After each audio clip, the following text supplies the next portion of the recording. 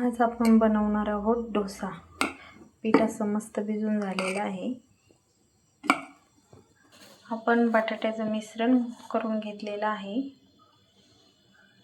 आता आपण बनवत आहोत डोसा।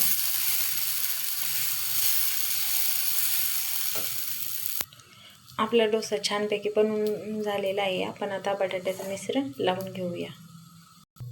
असं एका साईडनी बटाट्याचं मिश्रण लावून घ्यायचं आहे आणि याला फोल्ड करायचं आहे आणि आपण याला कट करून घेऊया।